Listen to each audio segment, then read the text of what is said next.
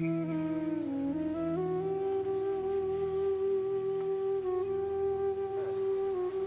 কি যাওয়াটা খুব জরুরি? তুমি তো না গেলেও পারতে, তাই না? এই এত বড় বাড়িতে তোমাকে ছাড়া আমি কিভাবে একা একা থাকবো বলো তো? না গিয়ে কি করব? সংসার তো অনেক খরচ।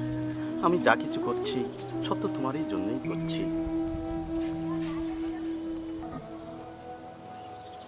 ঠিক আছে, তুমি থাকো, তোমার শরীরের দিকে তুমি একটু যত্ন রেখো।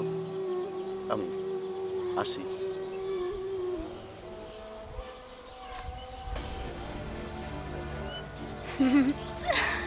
এইটাই তো চাইছিলাম আমি।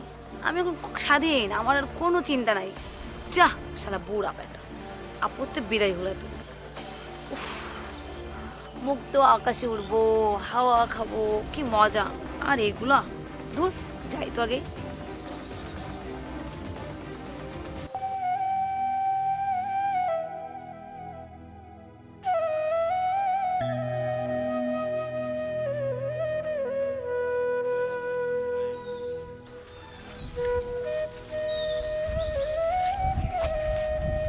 ভাবছি ঘরের বউকে রেখে 5টি বছর আমি কিভাবে বিদেশে থাকবো।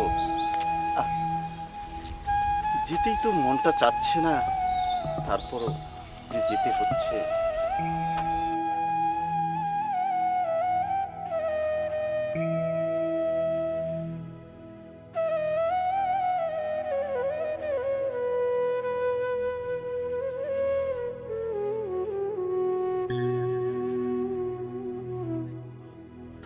আসসালামু আলাইকুম দোস্ত। ওয়ালাইকুম সালাম। কি ব্যাপার দোস্ত, কোথায় যাওয়া হচ্ছে? আমি বিদেশে যাচ্ছি দোস্ত। বিদেশে যাচ্ছেন? এই বয়সে বিদেশে না গেলেই তো হতো। না গিয়ে উপায় কি? দেশে কি এমন কাজ? তারপরও কি যাওয়াটা ঠিক হবে? যেতেই তো হবেই। এই বয়সে বিদেশটা না গেলেও পারতেন। ঠিক আছে, তারপরও যেহেতু যেতে চাচ্ছেন যান, আমি আর কি বলবো। যেতেই তো হবেই। বাবা বৃদ্ধ, বাবা মা আছে, তাদের তো ভরণ পোষণের দরকার।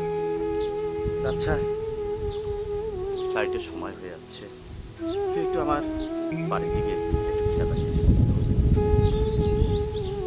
আচ্ছা ঠিক।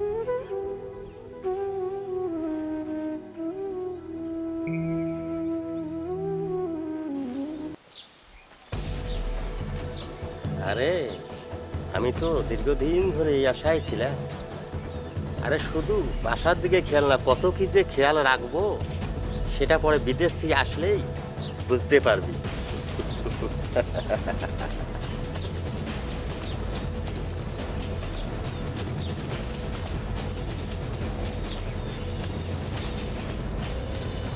হ্যালো, এই কোথায় তুমি? শোনো, তাড়াতাড়ি চলে আসো পারবে, বুঝছো? এতদিন আমরা যা চুপচাপ করছি না, তা এখন রিয়েল ভাবে হবে। আপত্তি নাই, আপত্তি বিদায় হয়ে গেছে, আমি আসতেছি, বুঝছো? হ্যাঁ হ্যাঁ, অবশ্যই তাড়াতাড়ি আসো। তোমার ইচ্ছাই পূরণ হবে, আসো। যাচ্ছি, বাই।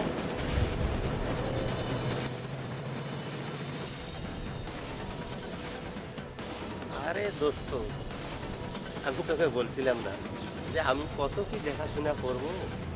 তাই তো তোর বউকে আজকে ডাক দিয়ে নিচ্ছি দেখাশোনা করার জন্য। আচ্ছা ঠিক আছে, তুই তাহলে আমাকে তো চিনলি না, বিদেশ থেকে আসার পরে চিনবি। ও, ওই তো আসছে।